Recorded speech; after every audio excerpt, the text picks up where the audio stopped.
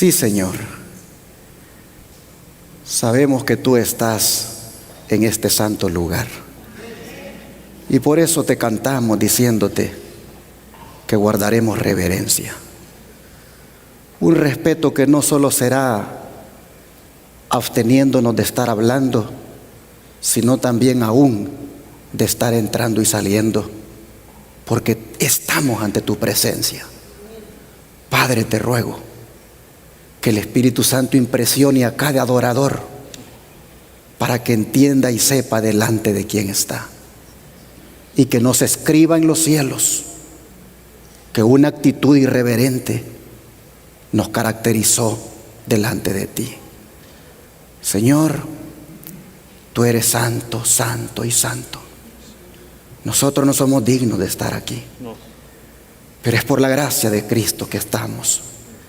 Y por eso, Señor, déjanos adorarte, pero al mismo tiempo enséñanos cómo adorarte. Que el Espíritu Santo nos vaya indicando cómo, de tal manera que tu nombre sea honrado y glorificado. Oh Dios, te pedimos que la palabra que hoy se va a presentar pueda ser analizada, pueda ser, Señor, procesada mentalmente, pero también puesta por obra. Lo pedimos en el nombre de Jesús. Amén. Este día vamos a reflexionar en tres cosas que las Escrituras dicen acerca de nosotros, los cristianos. Y lo vamos a hacer basados en lo que Pablo le dijo a los cristianos de Roma. Abramos la Biblia en Romanos, capítulo 1, versos 6 y 7. Romanos, capítulo 1, versículos 6 y 7.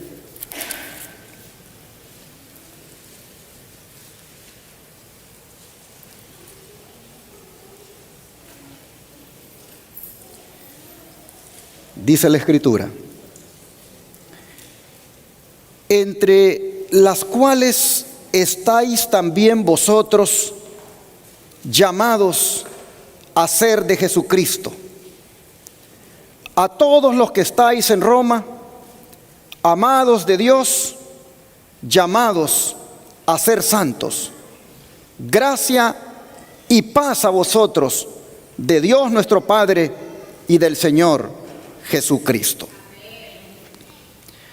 En estos dos versículos, la palabra de Dios declara que los cristianos somos amados de Dios, llamados de Dios y santos de Dios.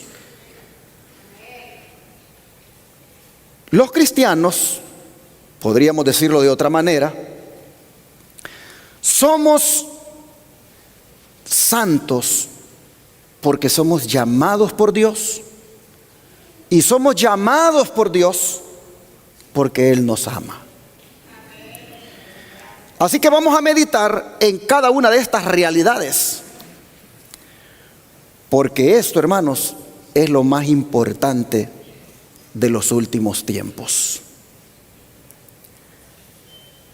Lo más importante de los últimos tiempos no es que ya viene el dólar digital. Eso es bueno saberlo, pero no es lo más importante de los últimos tiempos.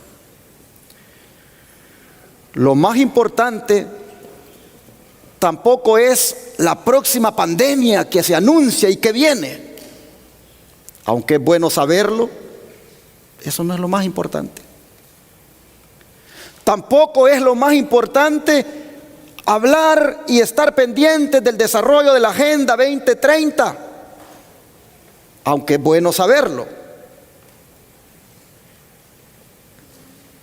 Esas informaciones, aunque es bueno saberlas, no son tan importantes al punto de que eclipsen estas otras verdades. Sin embargo, estamos viviendo en un tiempo donde si yo le digo a una audiencia, tengo dos sermones, Uno sobre el peligro del dólar digital y otro sobre amados de Dios, llamados y santos. ¿Cuál quieren? La gente cayó en el alarmismo y dice: háblenos del peligro del dólar digital. Y así hemos venido desde la pandemia, siendo guiados por youtubers, por pastores youtubers que se volvieron ya en eso, y eclipsando verdades que llenan, que edifican, que dan esperanza, como esta de que somos amados de Dios, llamados y santos. Así que, hermanos y hermanas, para hacerle justicia a la palabra de Dios, vamos a deleitarnos en el estudio de la descripción que las Escrituras dan acerca de nosotros los cristianos. Es decir, que somos amados de Dios, llamados y ¿qué cosa?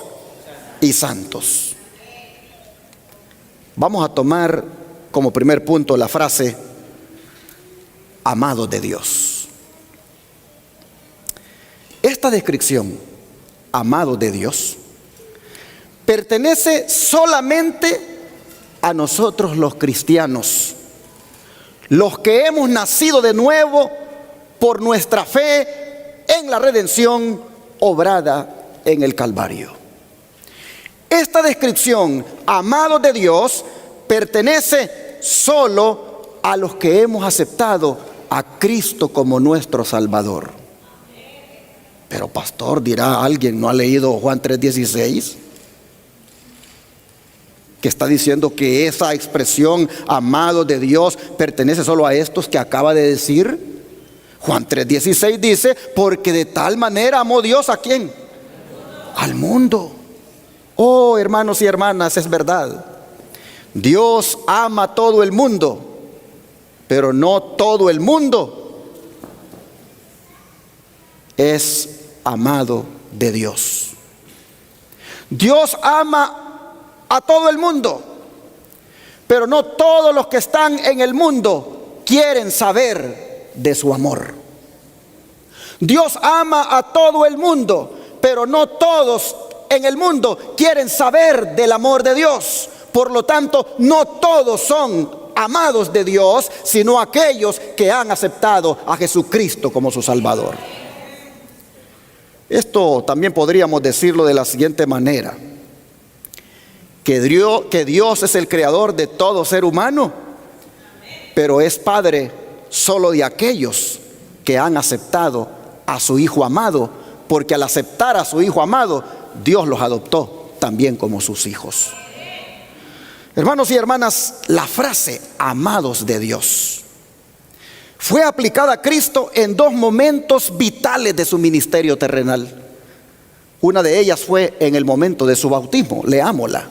Mateo 3, verso 17. Mateo 3, verso 17.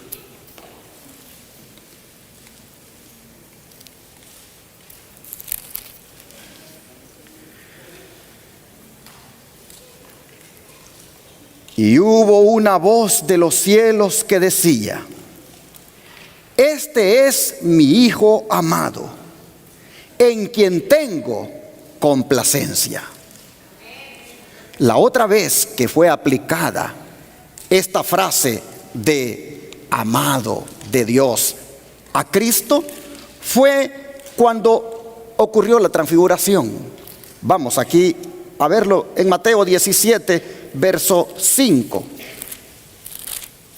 Mateo 17, verso 5. Mientras él aún hablaba, una nube de luz los cubrió.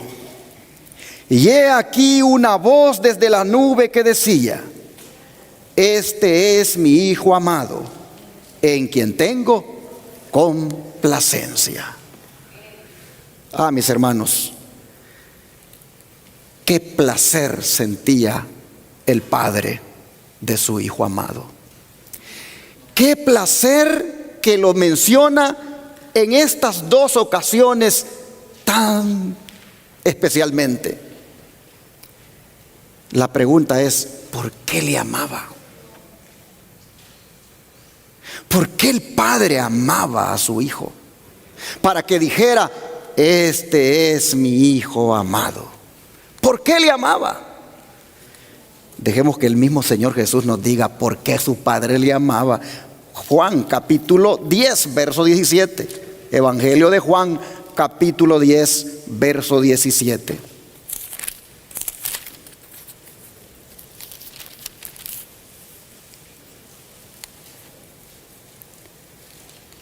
Dijo Jesús, por eso me ama el Padre, porque yo pongo mi vida para volverla a tomar. ¿Por qué el Padre decía, este es mi Hijo amado? Jesús dijo, Él me ama porque yo pongo mi vida para volverla a tomar. En otras palabras, mis hermanos, la demostración de amor por parte de Cristo, ese amor abnegado que lo llevó a ofrecerse voluntariamente para redimirnos a todos nosotros, esa ofrenda voluntaria que Él hizo de sí mismo, hacía que su Padre le amara. De manera que de tal manera amó Dios al mundo que dio a su Hijo unigénito, pero éste voluntariamente también entregaba su vida. Mis hermanos, nosotros vemos que el Padre amaba al Señor Jesús por esa disposición a ir hacia adelante, a cumplir con el mandato, con la misión que Él mismo se propuso, como era la de salvar a la raza humana. Por la disposición a morir, por la disposición de venir y salvar a las ovejas perdidas, para que éstas fueran salvadas, por esa disposición nosotros vemos que Dios dice, este es mi Hijo amado. Pero saben que esa declaración, este es mi Hijo amado, saben que en esa declaración el Señor también nos está tomando en cuenta a cada uno de nosotros. Vea lo que dice el don de profecía. Y las palabras dichas a Jesús a orillas del Jordán, este es mi Hijo amado, en el cual tengo contentamiento, abarcan, ¿qué cosa?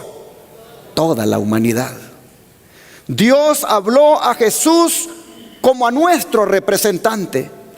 No obstante todos nuestros pecados y dificultades, no somos desechados como inútiles. Él nos hizo aceptos en el amado. En otras palabras, hermanos y hermanas, en la declaración, este es mi Hijo amado, en quien tengo complacencia, el Señor estaba también diciéndolo para aquellos que aceptarían a Jesús como su Salvador. De manera que en este día nosotros podemos decir que también somos amados por Dios, porque hemos sido aceptos en el amado. Este es el corazón del mensaje de la Biblia, que ningún hombre, por bueno que sea, puede ser aceptable ante Dios por sí mismo, sino solamente en virtud de Jesucristo. Porque en Jesús es que el hombre es aceptado. Vean cómo sigue siendo el don de profecía. Nuestra aceptación delante de Dios es segura solo mediante su amado Hijo. Y las buenas obras no son sino el resultado de la obra de su amor que perdona los pecados. Ellas no nos acreditan y nada se nos concede por nuestras buenas obras, por lo cual podemos pretender una parte en la salvación de nuestra alma. La salvación es un don gratuito de Dios para el creyente, que solo se la da por causa de ¿quién? De Cristo. Somos aceptados únicamente mediante los méritos de Cristo. La fragancia de los méritos de Cristo es lo que hace que nuestras buenas obras sean aceptables delante de Dios. Y la gracia es la que nos capacita para hacer las obras por las cuales Él nos recompensa. Así que cuando le pregunten, ¿y qué significa la expresión que somos aceptos en el amado? Hermanos, significa de que todo lo que soy, lo que digo y lo que hago es aceptado porque lo hago en el nombre de Jesús y lo hago estando en Jesús. No soy nada, ni lo que hago tiene valor, ni lo que digo es recibido de buena gana si yo no lo hago en Jesús. Somos aceptos en el amado. Es tan claro esto, hermanos, que hasta las obras que hacemos no sirven de nada y no son aceptadas si no se hacen en el amado, es decir, en Jesús. Sobre las oraciones, vean ustedes, la gloria que descansó sobre Jesús es una prenda del amor de Dios hacia nosotros. Nos habla del poder de la oración, de cómo la voz humana puede llegar al oído de Dios y ser aceptadas nuestras peticiones en los atrios celestiales. Por el pecado la tierra quedó separada del cielo y enajenada de su comunión, pero Jesús la ha relacionado otra vez con la esfera de gloria. Su amor rodeó al hombre y alcanzó el cielo más elevado. La luz que cayó por los portales abiertos sobre la cabeza de nuestro Salvador caerá sobre nosotros mientras oremos para pedir ayuda con que resistir a la tentación.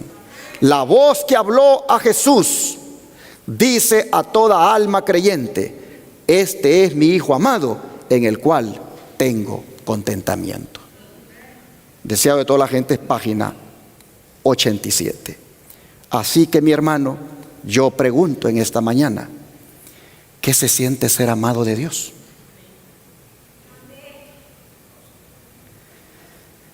¿Qué se siente ser amado de Dios? ¿Qué significado tiene para usted saber de que usted es amado de Dios? ¿Acaso saber de que uno es amado de Dios no le hace sentirse a uno que tiene a alguien que lo cuida? Cuando una persona sabe que es amado de Dios, sabe que tiene a alguien que lo sostiene. Cuando una persona sabe que es amada de Dios, sabe que nunca está solo, porque tiene a Dios con él. Hermanos y hermanas, cuando una persona sabe que es amada de Dios, sabe que en medio de la tristeza tiene el consuelo de Dios. Cuando una persona sabe que es amada de Dios, sabe que aunque venga el dólar digital, que aunque la Agenda 2030 tome lugar, que aunque la agenda esta de ideología de género se vaya promoviendo más, sabe que todas esas cosas, pandemias y todo eso que se anuncia, cuando una persona sabe y está segura que es amada de Dios, no le tiene miedo a nada de eso, porque sabe que en medio de todo eso Dios lo va a acompañar. Pero los que no saben, o los que lo saben pero ni entienden qué significa eso, allá andan todos afligidos, todos desesperados. Hermanos, es una bendición saber que somos amados de Dios y que somos eso porque somos aceptos en el amado, porque en Jesús, al decirle el Padre: tú eres mi Hijo amado, eso nos lo estaba diciendo a nosotros también. Por eso es que cuando nos bautizamos en el nombre del Padre, del Hijo y del Espíritu Santo, y allí hacemos un compromiso de entregar nuestra vida al Señor, ese día el Señor nos dice también: tú eres mi Hijo amado. Porque al aceptar a Jesucristo y al venirte a bautizar en su nombre, yo también te amo igual como amo a Jesús. Es algo especial.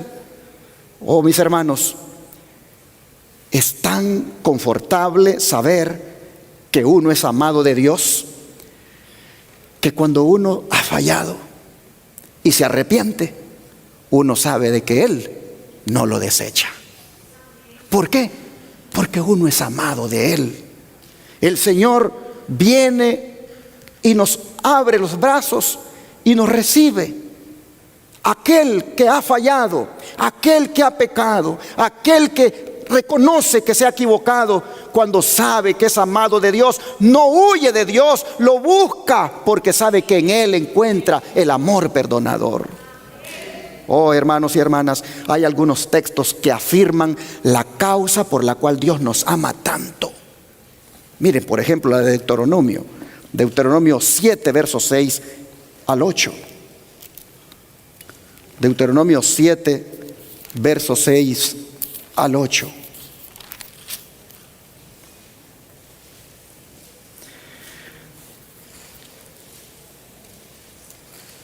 Deuteronomio 7, versos 6 al 8 dice: porque tú eres pueblo santo para Jehová tu Dios. Jehová tu Dios te ha escogido para hacerle un pueblo especial, más que todos los pueblos que están sobre la tierra. No por ser vosotros más que todos los pueblos os ha querido Jehová y os ha escogido, pues vosotros erais el más insignificante de todos los pueblos, sino por cuanto Jehová os amó y quiso guardar el juramento que juró a vuestros padres. Os ha sacado Jehová con mano poderosa y os ha rescatado de servidumbre de la mano de Faraón, rey de Egipto. Vean ustedes, la razón del por qué Dios nos ama según esta palabra no está en la importancia de la grandeza que uno pueda tener, porque dice que nosotros somos los más pequeños entre los pequeños y los más insignificantes de los insignificantes. La única razón del amor de Dios está solamente en que Dios es amor. Usted no tiene nada que valga. Usted no tiene absolutamente algo de especial o de importancia por el cual diga: ay, por eso te amo. No, yo te amo porque yo soy amor y he tenido misericordia de ti, y por eso eres lo que eres, porque yo te amo, yo te amé y te saqué de donde estabas. Ah, mis hermanos y hermanas, la razón está bien clara. La razón del amor de Dios para con nosotros está en su mismo amor. Y Oseas, el profeta Oseas lo tuvo bien claro, pues vean cómo lo dice él en el capítulo 11. Oseas capítulo 11, versículo 1 al 4.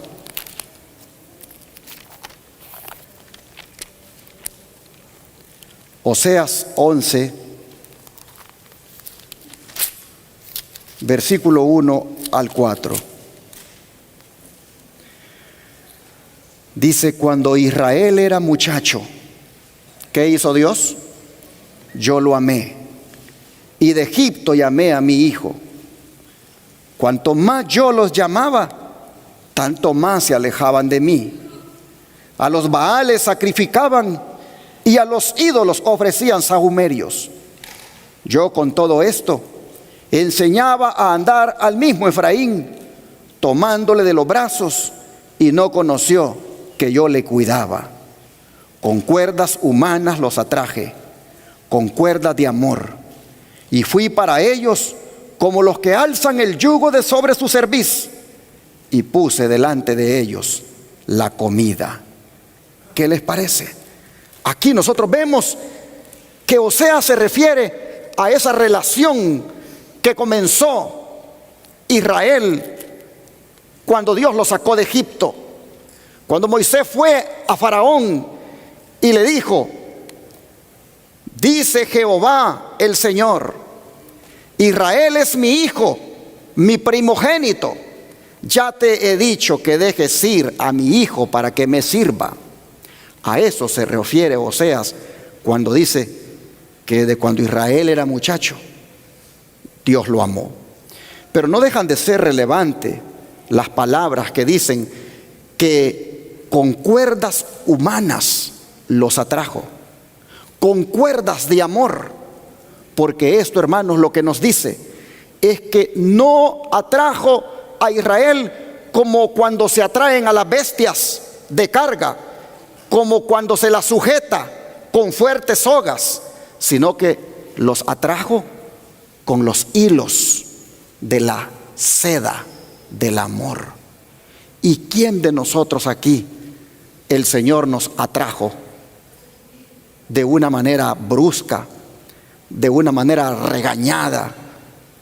Todos aquí hemos sido atraídos por el grande amor de Dios. Con cuerdas de amor el Señor nos atrajo. El Señor ha tenido tanta misericordia de nosotros que por eso estamos aquí. Más bien nosotros hemos abusado de su amor. Más bien nosotros hemos abusado de su misericordia. Pero es interesante que aún así todavía Él nos ha andado buscando, nos ha andado rescatando con esas cuerdas de amor que Él tiene.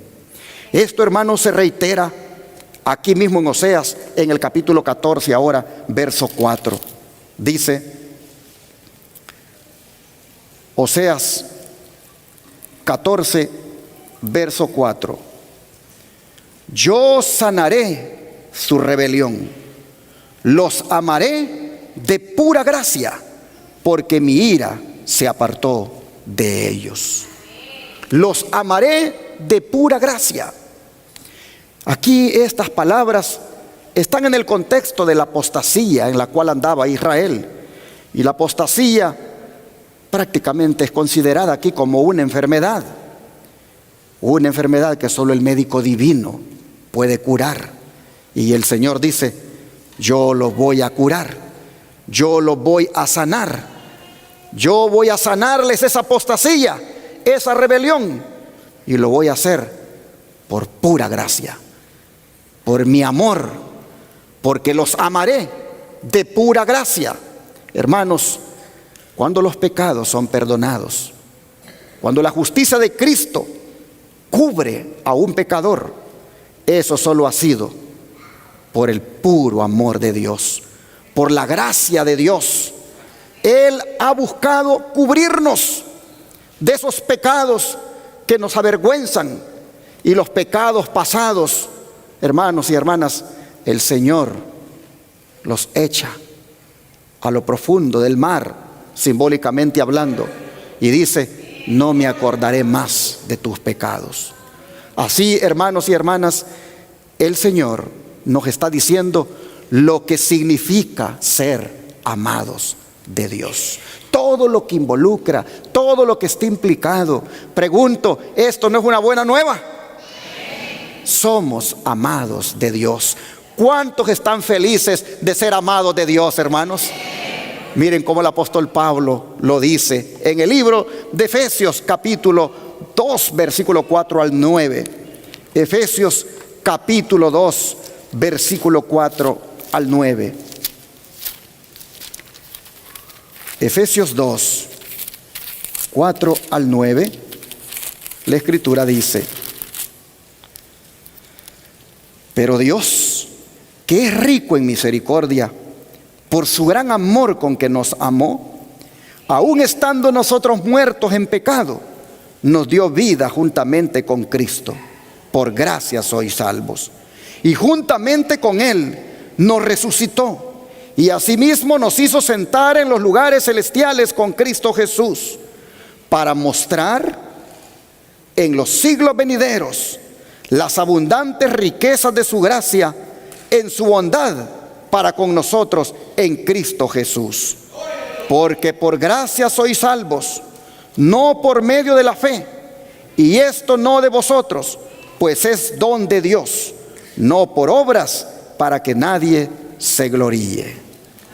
Pero miren ustedes, hermanos y hermanas, cuando estábamos muertos en delitos y pecados, cuando seguíamos la corriente de este mundo, entonces dice el Señor, vino y nos salvó de esa condición en la que vivíamos, y lo hizo por su amor. Así nosotros vemos, de acuerdo a estos textos, que no había nada bueno en nosotros. Aquí se presenta que lo único que había en nosotros era maldad.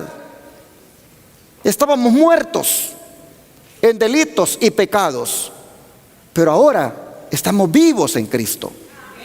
¿Cómo es que fue posible que un muerto ahora esté vivo? Solo por la gracia de Dios, solo por el amor de Dios.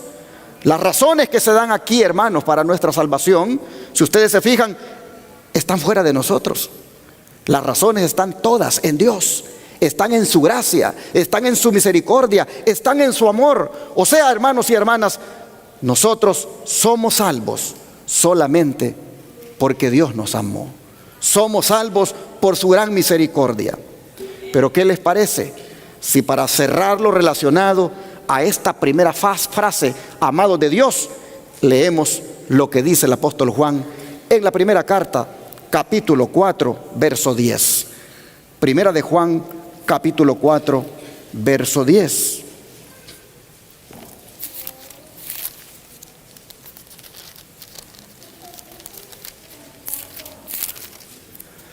Primera de Juan, capítulo 4, verso 10, dice: en esto consiste el amor, no en que nosotros hayamos amado a Dios, sino en que Él nos amó a nosotros y envió a su Hijo en propiciación por nuestros pecados. ¿En qué consiste el amor, hermanos? ¿En que nosotros amábamos a Dios? No, sino en que Él nos amó a nosotros. Y por el amor que nos tenía, envió a su Hijo Jesucristo. Esto, hermanos, cierra este análisis de lo que significa la frase amados de Dios. El don de profecía, al explicar este texto que hemos leído, vea qué hermosa explicación la que da.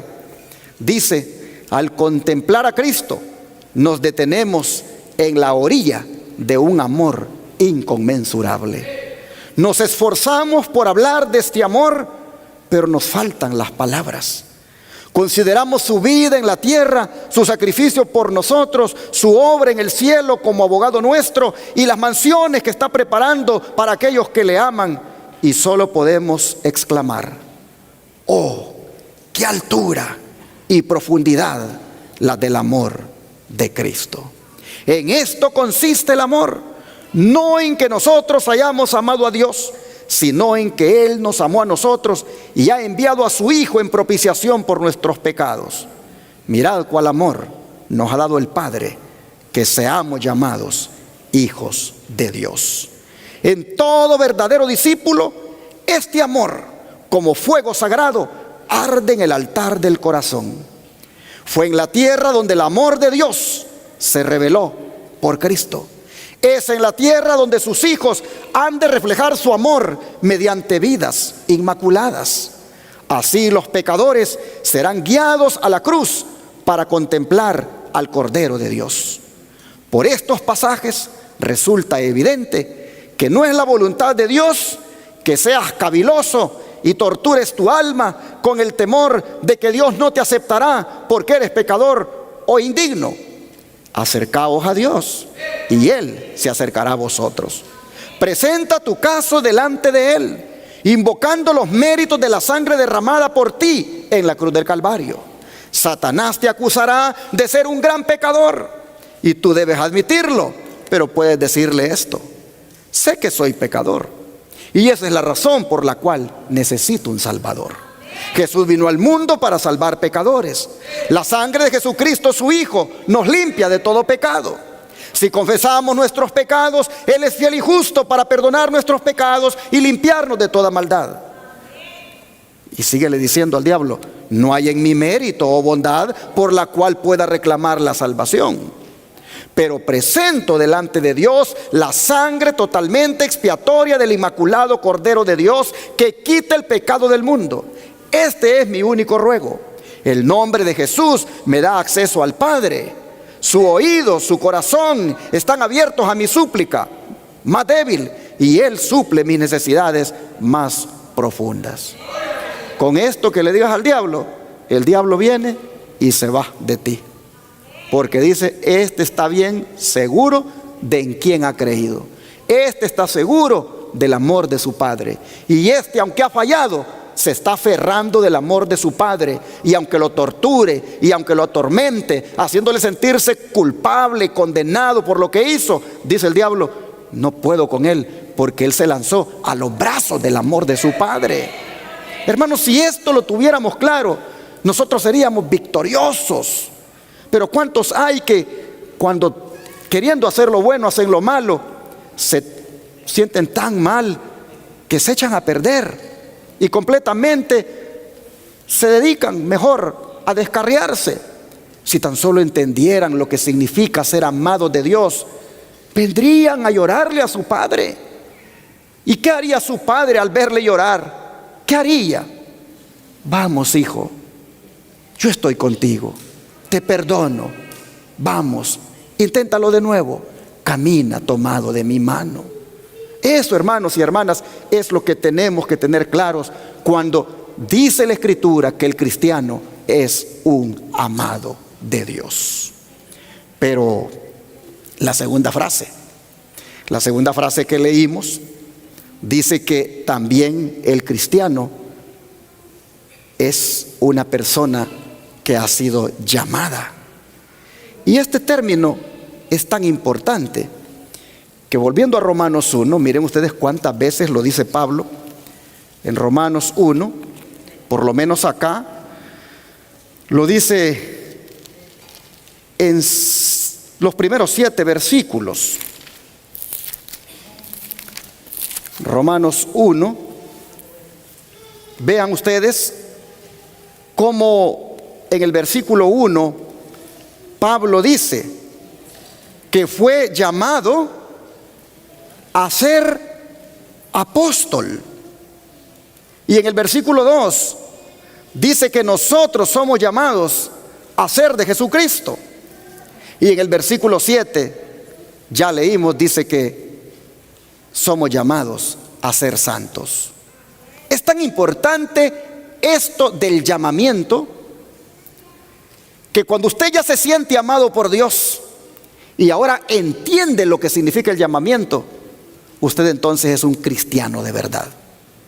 Porque el llamamiento es, hermanos y hermanas, la respuesta, o mejor dicho, el responder al llamamiento es, mejor dicho, la respuesta a esa invitación que el Espíritu Santo hace. Porque el único que llama es el Espíritu Santo. Y Él llama por medio de la iglesia. Vamos a Apocalipsis para que lo veamos. Apocalipsis 22, versículo 17. Apocalipsis 22, versículo 17.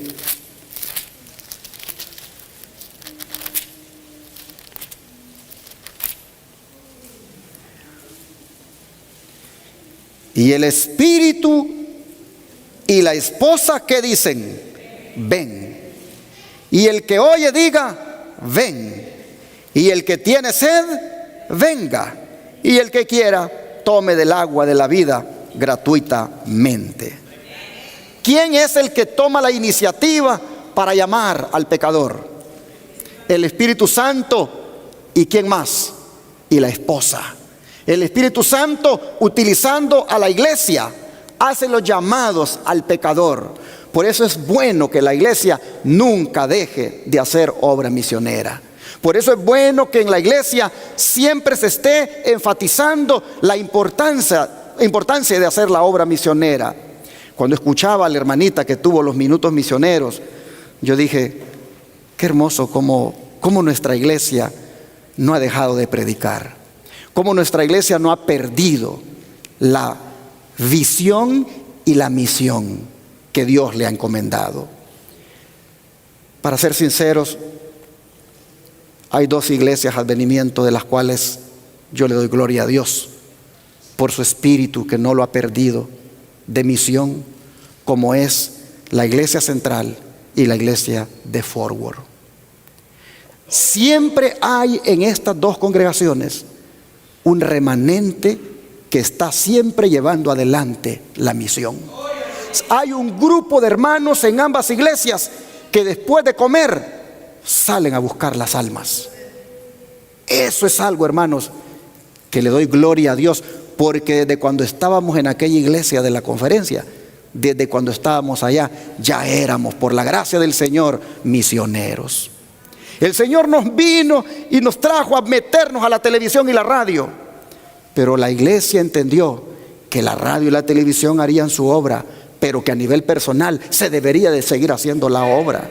Y por eso es importante siempre hacer el llamado a servir, porque el Espíritu Santo con la esposa van haciendo el llamado a los pecadores a que vengan a Jesús. Oh, mis hermanos, yo he mirado muchas iglesias que se van muriendo, porque los que están allí solo están pasando el agua. De repente algunos dicen: ya me voy de este país, y faltaron 2 o 3 en ese lugar. De repente a alguno por ahí le entra el desánimo y ya se quedó en casa, y ya faltaron otros 2 o 3. Y así se va muriendo la iglesia, porque la iglesia no hacía obra misionera, no hacía trabajo misionero. Y los que estaban un día de pioneros, los que empezaron, se van yendo por las razones que sean, y la iglesia se va muriendo. Pero la iglesia que trabaja, la iglesia que siendo la esposa y el Espíritu van llamando al pecador, van trayendo a otros y a otros, de manera que los que se van y otros toman su lugar. Cuán importante es que el Espíritu y la esposa digan ven, y los que oyen digan ven, y así, hermanos, el llamado se va extendiendo. Vemos entonces que el llamado lo inicia el Espíritu Santo, y los que responden al llamado, mire lo que dice que son en el capítulo 17 de Apocalipsis, capítulo 17, versículo 14.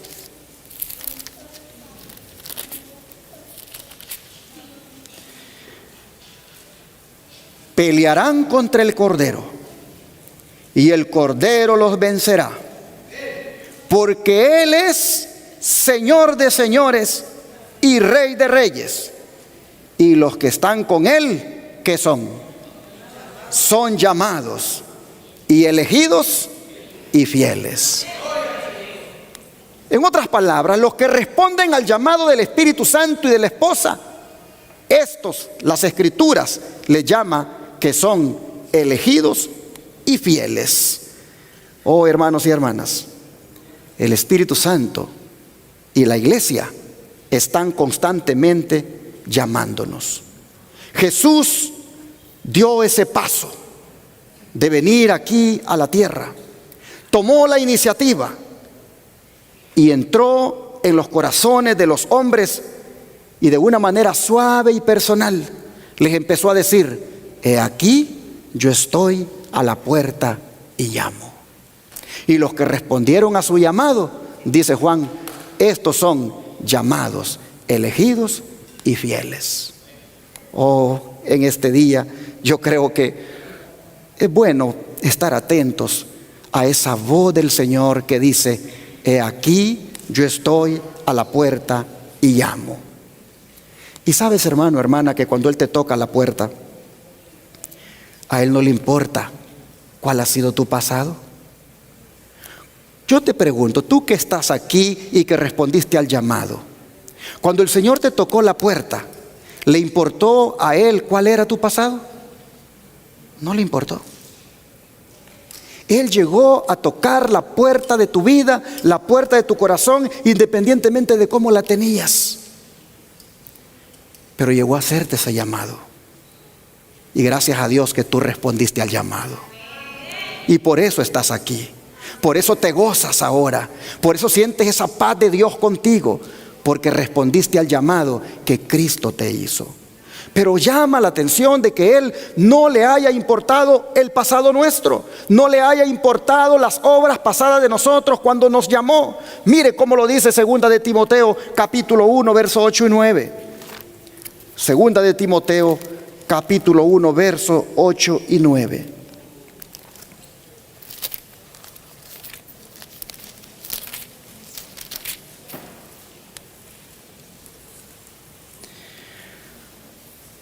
Dice la Escritura, segunda de Timoteo 1, verso 8 y 9.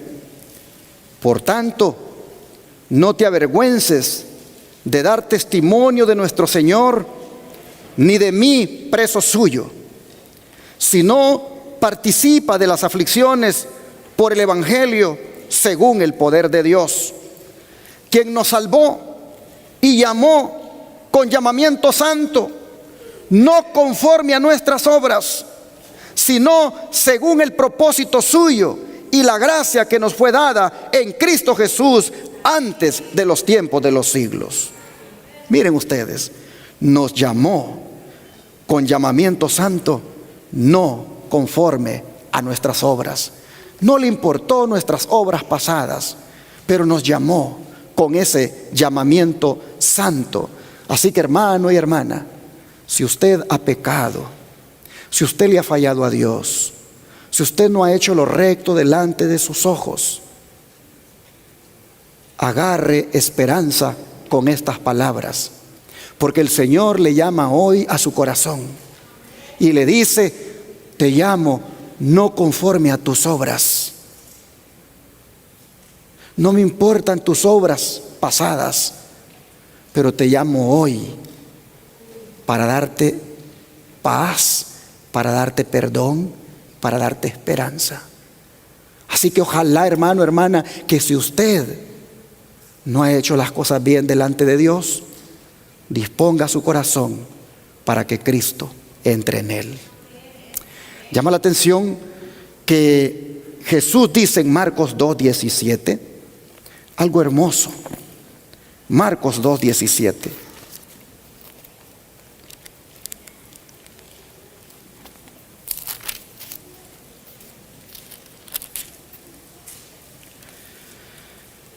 Al oír esto, Jesús les dijo: los sanos no tienen necesidad de médico, sino los enfermos. No he venido a llamar a justos, sino a ¿quién? Así que, hermanos y hermanas, cuando hablamos de llamados, cuando la Escritura dice que somos llamados, hemos sido llamados de donde estábamos y por la condición en la que estábamos. Nos llamó el Señor de allí para estar en otra posición. Nos llamó el Señor de la condición en que estábamos para ponernos en otra condición. Hermanos, esto nos debe dar felicidad. Esto nos debe confortar. El Señor no vino a buscar a los sanos, sino ¿a quiénes?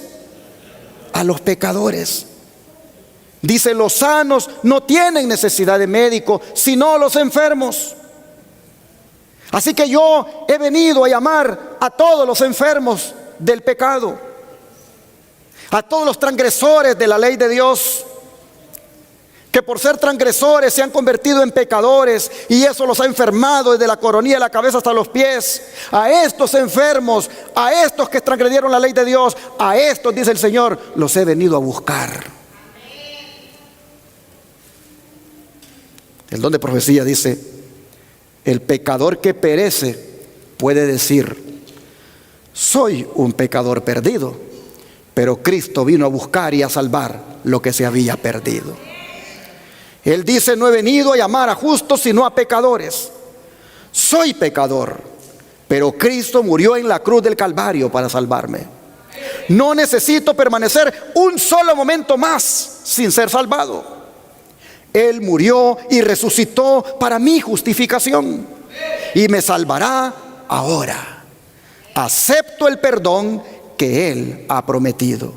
El que se arrepiente de sus pecados y acepta el don de la vida del Hijo de Dios no puede ser vencido. Al asirse por la fe de la naturaleza divina, llega a ser un hijo de Dios. Ora y cree. Cuando es tentado y probado, reclama el poder que Cristo le dio con su muerte y vence por su gracia. Esto necesita entenderlo todo pecador.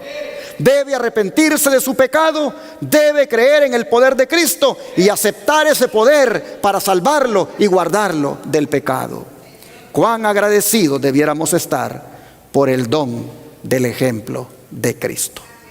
Río Angera, el 28 de enero de 1909. Si este sermón estuviera siendo predicado en una iglesia pentecostal, los amenes retumbaran, porque ellos se gozan con la salvación que Cristo les ha dado. En las iglesias del Israel moderno pareciera que estas cosas no son verdad, porque las oyen y no les despierta esa emoción de saber que Cristo los ha salvado. Oh, mis hermanos y hermanas,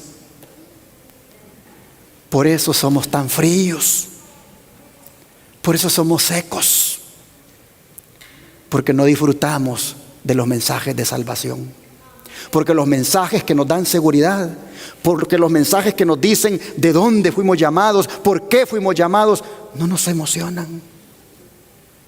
Y tendemos a ser cristianos así, donde no se derrama esa gracia. Hermanos y hermanas, este es un mensaje donde debemos estar muy agradecidos con Dios, porque nos llamó de las tinieblas a su luz admirable. ¿Dónde andaba usted?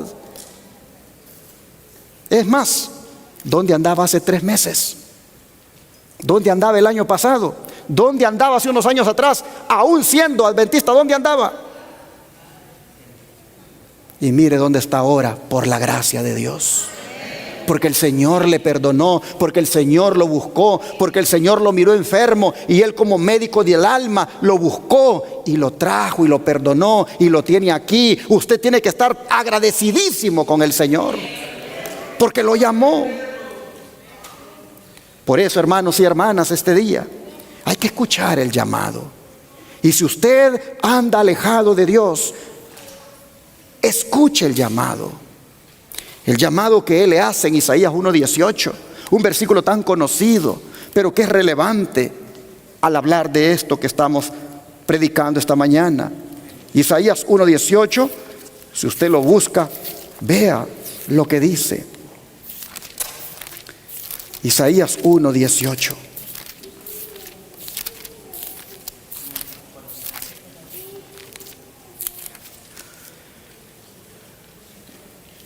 Venid luego, dice Jehová, y estemos a cuenta. Si vuestros pecados fueren como la grana, como la nieve serán emblanquecidos. Y si fueren rojos como el carmesí, vendrán a ser como blanca lana. ¿Qué es lo que tenemos que hacer, hermanos? Venir. ¿Pero venir cuándo? Luego. Ese luego es ahora. Vengan, dice el Señor, vengan. Yo les quiero borrar esos pecados. Yo les quiero quitar esas manchas. Yo les quiero emblanquecer, dice el Señor. Vengan, pónganse a cuenta conmigo. Han pecado, han hecho lo malo delante de mis ojos. Han sido malos esposos, malas esposas, malos padres, malos hijos. Han sido malos cristianos. Pero vengan a mí ahora, dice el Señor. Yo les voy a borrar todas esas rebeliones. Y por amor de mí mismo, dice Él, no me acordaré más de tus pecados. Pero ven luego. Hermanos y hermanas, cuando Dios nos llama, viene una serie de bendiciones cuando se responde a ese llamado, que la verdad, solo el que no tiene discernimiento no responde al llamado. Pero voy a leerle unos textos donde usted va a mirar los resultados de aceptar el llamado, los resultados de ponerse a cuentas con Dios, los acontecimientos, hermanos, que ocurren al que acepta el llamado. Miren ustedes, empecemos con Romanos 8, verso 28. Romanos 8, verso 28. Vean ustedes lo que ocurre a los que aceptan el llamado. Romanos 8, versículo 28. Y sabemos que a los que aman a Dios, todas las cosas les ayudan a bien. Esto es, a los que conforme a su propósito, ¿qué cosa? Son llamados. ¿Qué le sucede a las personas que aceptan el llamado de Dios? Que todas las cosas que le vienen les ayudan, ¿para qué? Para bien. A los que conforme al propósito de Dios han sido llamados. ¿Quiere usted que todas las cosas que le sucedan le resulten para bien? Acepte el llamado. Responda al llamado. Porque a los que son llamados, dice Pablo, todas las cosas les ayudan a bien. Aún aquellas que tú no quisieras que te pasen, finalmente te ayudan a bien, porque respondes al llamado de Dios. Pero miren ahora 1 Corintios 1:9. ¿Qué sucede con los que responden al llamado? 1 Corintios 1, versículo 9.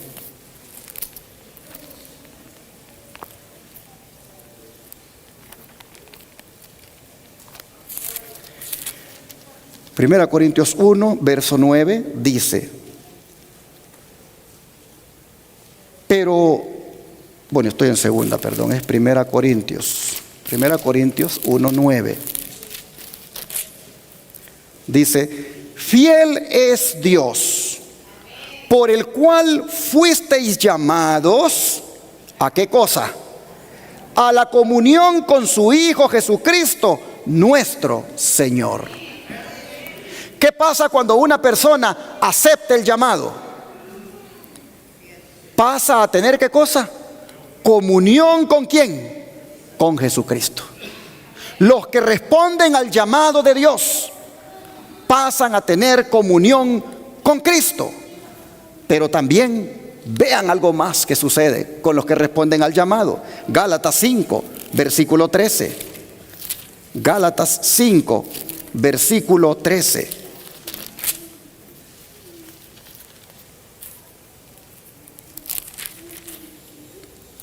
Y la Escritura dice,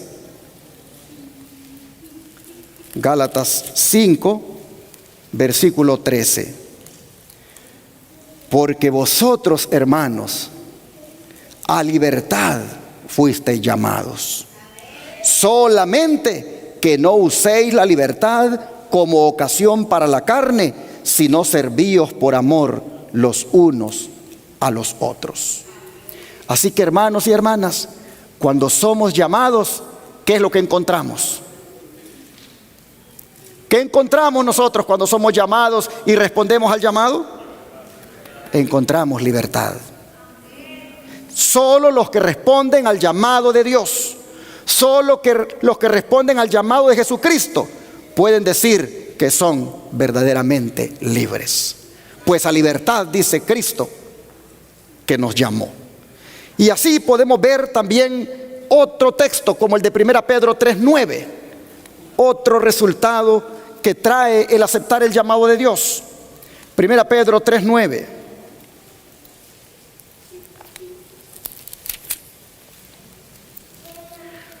Dice así: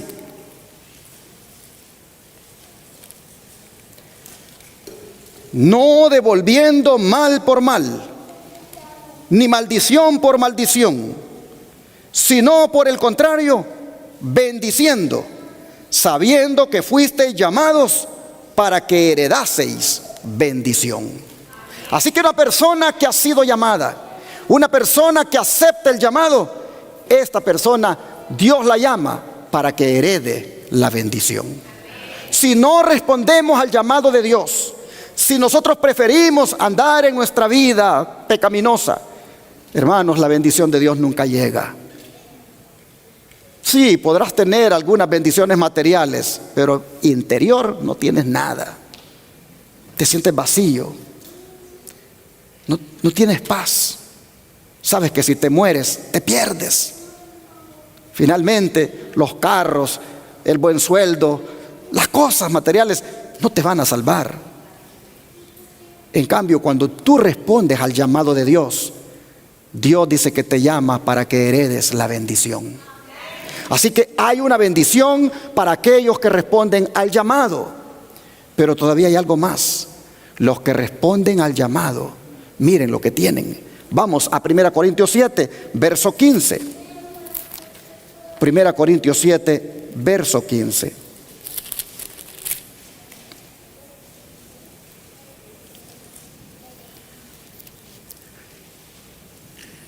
Dice: pero si el incrédulo se separe, sepárese, pues no está el hermano o la hermana sujeto a servidumbre en semejante caso, sino que ¿qué? A paz nos llamó Dios. Así que, hermanos, los que aceptan el llamado tienen paz. Los que aceptan el llamado de Dios, Dios los llama para que disfruten de la paz. Pues a paz dice que nos llamó Dios. Y así pudiéramos seguir enumerando citas, de manera, hermanos, que lo mejor es de que nosotros aceptemos el llamado de Dios ahora, contestemos el llamado de Dios hoy y no endurezcamos, dice el libro de Hebreos, nuestro corazón. Vamos a leer Hebreos 4, verso 7. Hebreos 4, verso 7.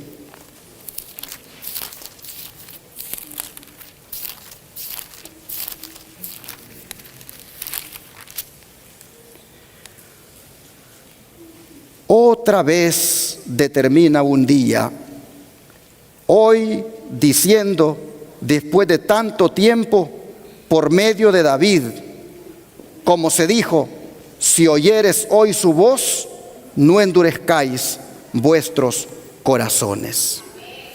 Ante el llamado de Dios, hermanos, no hay que endurecer el corazón. El tiempo de responder al llamado de Dios es hoy. El tiempo de darle el corazón a Cristo es hoy. El tiempo de decirle sí a Cristo y no al mundo es hoy. Es ahora. Haga hoy su decisión de poner su vida en armonía con la voluntad de Dios. Haga hoy su decisión de someterse a la guía del Espíritu Santo. Haga hoy la decisión de aceptar el llamado y venga a Cristo para que herede la bendición, para que tenga paz y de esa manera encuentre usted lo más hermoso, que es ser libres y felices en Cristo. El don de profecía lo dice así: ojalá, dice, que ahora, mientras dura el día, te vuelvas al Señor. Cada una de tus acciones te hace mejor o peor. Si ellas favorecen a Satanás, dejan tras sí una influencia que continúa produciendo resultados funestos. Solo los puros, limpios y santos podrán entrar en la ciudad de Dios. De manera que si oyeres hoy su voz, no endurezcáis vuestros corazones, mas vuélvete al Señor, para que al recorrer tu senda no dejes desolación a tu paso. Hogar Cristiano, página 325. Y así, hermanos y hermanas, el Señor nos explica en su palabra todo lo que significa el que Él no solo nos haya hecho amados de Él, sino también que nos haya llamado. Pero vamos a la última frase de nuestro texto que comenzamos leyendo, y es que también dice que Dios nos llamó a ser, ¿qué cosa? Santos. Hermanos y hermanas, ¿quién es un santo? A ver, ¿quién es un santo? Apocalipsis 14:12, ¿qué dice? Aquí está la paciencia de ¿quién? De los santos. ¿Y quiénes son ellos? Dice: los que guardan los mandamientos de Dios. Cuando Dios nos llama a ser santos, nos está llamando a que guardemos sus mandamientos. Cuando Dios nos llama a ser santos, nos está llamando a la consagración. Porque santo significa consagrado a Dios. Santo significa apartado para Dios. Y cuando dice Juan, aquí está la paciencia de los santos, los que guardan los mandamientos, nosotros podemos ver que la santidad involucra la obediencia a los mandatos de Dios. Algunos dicen que somos llamados para llegar a ser santos, y otros dicen que nosotros somos santos por el llamamiento que recibimos, pero resulta que ambas cosas se obtienen en el Señor. Mire lo que dice Primera de Corintios 1, versículo 2. Primera de Corintios 1, verso 2.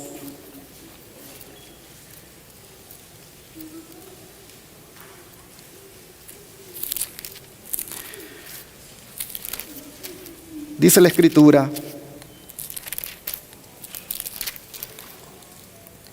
a la iglesia de Dios que está en Corinto, a los santificados en Cristo Jesús, llamados a ser santos, con todos los que en cualquier lugar invocan el nombre de nuestro Señor Jesucristo, Señor de ellos y nuestro. Noten, hermanos, acá se dan los dos términos al mismo tiempo a las mismas personas. A los cristianos de Corinto, Pablo los llama de las dos maneras. Les dice santificados en Cristo y llamados a ser ¿qué cosa? Santos. Así que, hermanos y hermanas, somos santos en Cristo, pero somos llamados a ser santos. En otras palabras, el cristiano vive en un estado de santidad. En Cristo consigue la santificación, pero debe mantenerse siendo santo para que de esa manera pueda ver a Jesús cuando venga en gloria. Porque escrito está que sin santidad, ¿qué cosa? Nadie verá al Señor.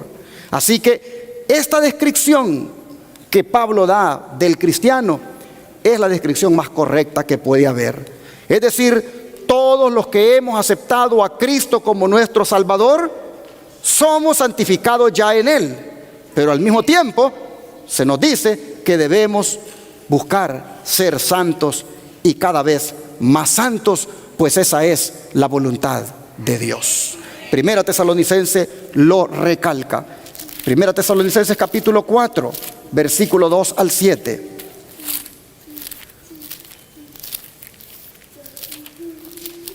Primera Tesalonicenses capítulo 4, versículo 2 al 7. Porque ya sabéis qué instrucciones os dimos por el Señor Jesús.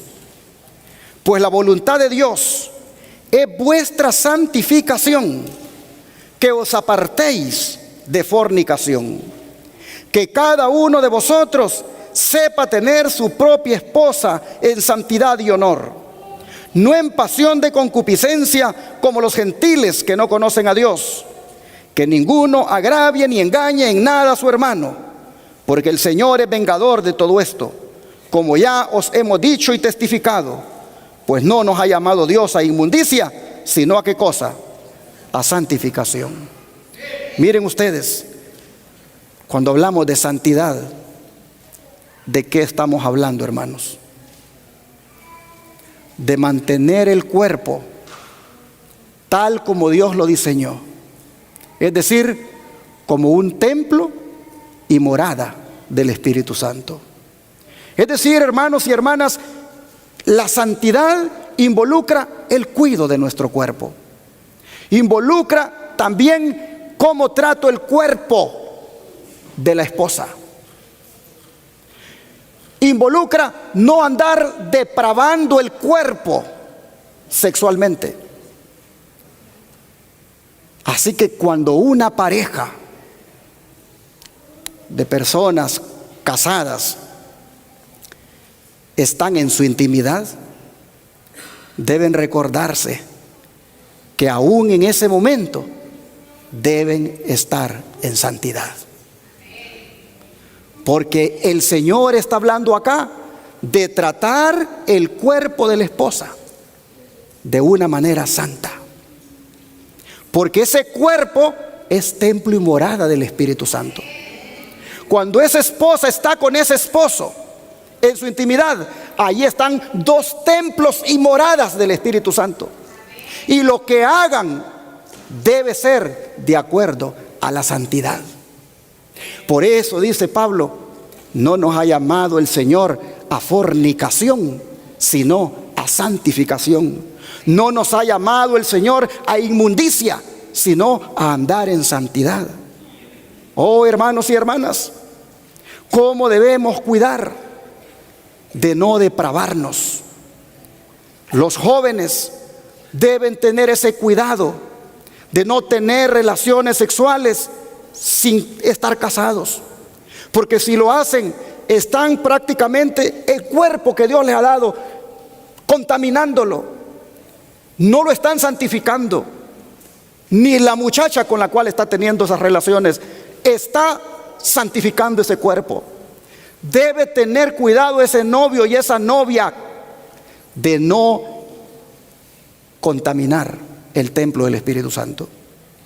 Y el hombre con la mujer tiene que tener cuidado sobre las cosas que hace con ella en la cama. No pida cosas que suenen a depravación. No le dé rienda suelta a su concupiscencia. Pastor, no hable de eso, pues si aquí está en la Biblia. ¿No quieren que les hable de lo que dice la Biblia? Hermanos y hermanas, cuando nosotros, ya lo he dicho varias veces, pero cuando el esposo y la esposa entran en intimidad, hay ángeles que miran lo que allí se va a hacer. Cuando el jovencito y la jovencita, sin ser casados, se van a algún lugar a tener relaciones íntimas, los ángeles observan y toman nota de las depravaciones, de las cosas que ocurren. Cuando la Biblia habla de andar en santidad, habla, hermanos, hasta del cuidado del cuerpo. No digamos cuando se es infiel, no digamos cuando se va y se busca otro hombre o se busca otra mujer. Va a depravar ese cuerpo, va a contaminarse. Oh, mis hermanos, cuando hablamos de santidad, la Escritura menciona que aún en esto debemos tener cuidado. El don de profecía, mire lo que dice. La vida, dice, es un don de Dios. Nuestros cuerpos nos han sido dados para emplearlos en el servicio de Dios. Y Él desea que los cuidemos y apreciemos. ¿Qué debemos hacer con el cuerpo? Que los cuidemos y ¿qué cosa? Y que los apreciemos. No hay tal cosa que hasta donde el cuerpo aguante. Esa frasecita, hasta donde el cuerpo aguante. Y por allí venimos y transgredimos las leyes de la salud. Maltratamos el cuerpo. Después nos pasa la factura. Y ya el cuerpo está enfermo. Y ya termina en un hospital. Y está sucio y contaminado por no haber tomado en cuenta para qué Dios le dio ese cuerpo. Dice, poseemos tanto facultades físicas como mentales. Nuestros impulsos y nuestras pasiones tienen su asiento ¿en dónde? En el cuerpo. Y por lo tanto no debemos hacer nada que contamine esta posesión que se nos ha confiado. Nuestros cuerpos deben ser conservados en la mejor condición física posible y bajo la más espiritual de las influencias, de modo que podamos usar nuestros talentos de la mejor manera posible. Nuestros cuerpos pertenecen a Dios. Pagó el precio de la redención tanto por el cuerpo como por el alma. Dios es el gran encargado del mecanismo humano. Al cuidar de nuestros cuerpos debemos colaborar con Él. El amor a Dios es esencial para la vida y la salud. Para gozar de nuestra perfecta salud, nuestros corazones deben estar llenos de esperanza, amor y gozo. Las pasiones inferiores deben ser estrictamente dominadas. Se abusa terriblemente de las facultades de percepción cuando se permite que las pasiones se desboquen. Cuando se da rienda suelta a las pasiones, la sangre, en lugar de circular por todas partes del cuerpo, aliviando de ese modo el corazón y aclarando la mente, congestiona indebidamente los órganos internos. Cuando nos depravamos, cuando no nos importa el cuerpo y hacemos lo que queremos con él y hacemos cosas desagradables, mire usted, dice que la sangre, en lugar de circular por todas partes del cuerpo, se congestiona indebidamente en los órganos internos. Y el resultado de ello es la enfermedad.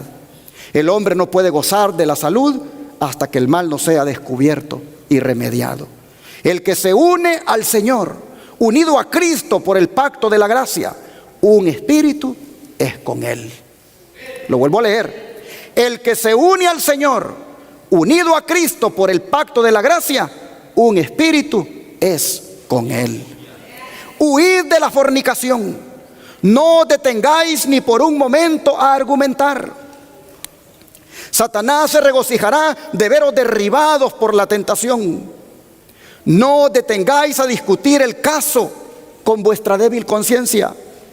Apartaos del primer paso hacia la transgresión. Estoy con el teléfono y el diablo me tienta ahí con algo de pornografía. Inmediatamente no debo de ver ese teléfono. Si ya me quedo un ratito ahí mirando, ya me ganó el diablo. Aquí está diciendo, voy para atrás, mire. Dice, no detengáis, en la parte final, no detengáis ni por un momento a argumentar. Mejor desde arribita, dice, el que se une al Señor, unido a Cristo por el pacto de la gracia, un espíritu es con Él. Huid de la fornicación. No detengáis ni por un momento a argumentar. Ay, hermanos, Satanás es astuto. Y si no te agarra por la pornografía, te agarra por algunas palabritas bonitas que te dijo alguien por ahí, y te embotó, te embobó, y cuando sentiste, transgrediste la ley de Dios. Y el cuerpo, que es el templo sagrado del Espíritu Santo, lo contaminaste. Así que, hermanos y hermanas, dice, Satanás se regocijará de veros derribados por la tentación. No detengáis a discutir el caso con vuestra débil conciencia, apartados del primer paso hacia la transgresión. Ojalá, dice, el ejemplo de José fuera seguido por todos los que pretenden ser sabios, que se sienten competentes en su propia fortaleza para cumplir los deberes de la vida. ¿Qué hizo José cuando lo sedujo la mujer de Potifar? Salió corriendo. Ahí le dejó el manto. Quédate con el manto, pero con mi cuerpo no te quedas. Porque mi cuerpo, dijo José, es templo del Espíritu Santo. Mi cuerpo yo lo tengo en santidad. Y yo no voy a cometer este adulterio. Oh, mis hermanos, así está escrito en la maravillosa gracia de Dios, en la página 147. Y sigue diciendo, a los que le piden, Jesús les imparte el Espíritu Santo. Pues es necesario que cada creyente sea liberado de la corrupción, así como de la maldición y condenación de la ley, mediante la obra del Espíritu Santo, la santificación de la verdad. El creyente llega a ser idóneo para los atrios del cielo, pues Cristo actúa dentro de él y la justicia de Cristo está sobre él. Sin esto, ningún alma tendrá derecho al cielo. No disfrutaríamos del cielo a menos que estuviésemos calificados para su santa atmósfera por la influencia del Espíritu y la justicia de Cristo. Pero lo subrayé, mediante la obra del Espíritu Santo, la santificación de la verdad, el creyente llega a ser idóneo para los atrios del cielo. Así que, hermanos, la santidad, hermanos, es algo que no debemos olvidar. 3 cosas importantes Dios está diciendo del cristiano. El cristiano es amado de Dios, es llamado por Dios, pero para ser santo para Dios. Vamos a ir cerrando con 2 textos bíblicos, y es el de 1 Corintios 1, versículo 30. 1 Corintios 1, versículo 30.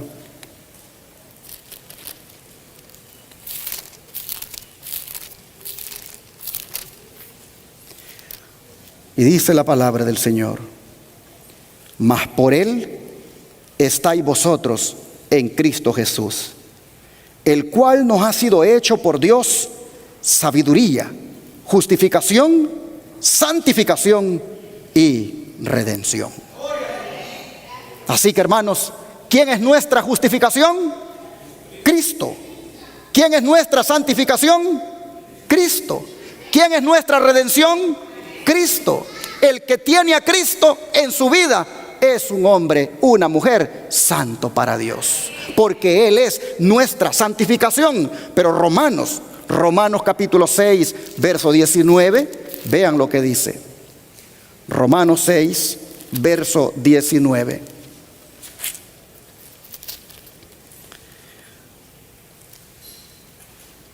Dice: hablo como humano por vuestra humana debilidad, que así como para iniquidad presentasteis vuestros miembros para servir a la inmundicia y a la iniquidad, así ahora para santificación presentad vuestros miembros para servir a la justicia. El llamado final de Dios es que presentemos nuestros miembros del cuerpo que Dios nos dio, que los presentemos, dice, para andar en santidad, que los presentemos para servir a Dios. Hermanos, que los presentemos para santificación. Si antes los miembros de nuestro cuerpo se presentaban para andar en el pecado, dice Pablo, ahora preséntalos para santificación, porque para eso nos llamó el Señor. Hermanos, la santificación es un proceso. Es un proceso que comienza aceptando a Jesucristo. Jesucristo es nuestra santificación, pero a partir de allí, estando con Cristo, andando como anduvo Cristo, siguiendo las pisadas de Cristo, el cristiano va creciendo y creciendo en santidad. Prácticamente el cristiano va desarrollándose armoniosamente en sus facultades físicas, mentales y espirituales, hasta que finalmente se llega a reflejar en él el carácter de Dios, porque Dios restaura su imagen en él. Así que el propósito de Dios en el plan de salvación, hermanos, no solamente es nuestro perdón o justificación, sino que también es nuestra restauración o santificación. Ese es el propósito de Dios. El propósito de Dios es poblar la tierra con seres transformados en santos. Y el apóstol Pablo nos ha instado a que consagremos nuestro cuerpo, nuestra mente y nuestra alma a ese proceso, a esa experiencia de transformación. De esta manera hemos presentado hoy las 3 cosas más importantes de los últimos tiempos que un cristiano debe saber.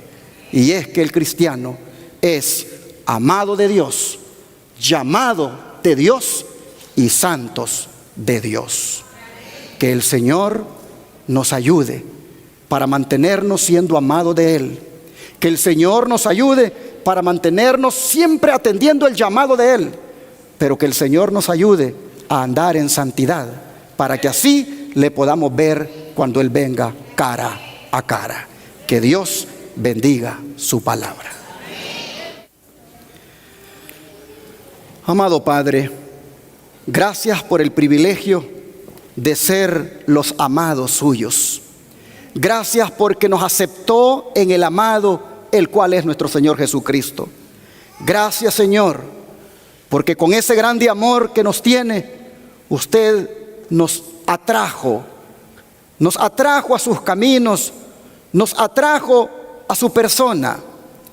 Y Padre, le rogamos que nosotros siempre apreciemos ese grande amor. Ayúdenos, Señor, a responder a sus llamados que nos hace. Ayúdenos, Padre, a mantenernos dentro del llamado. Ayúdenos, Señor, a disfrutar entonces de los resultados del llamado. Padre, habiendo entendido su llamado, en qué consiste, venimos a usted ahora para que nos perdone y para que nos dé un nuevo corazón.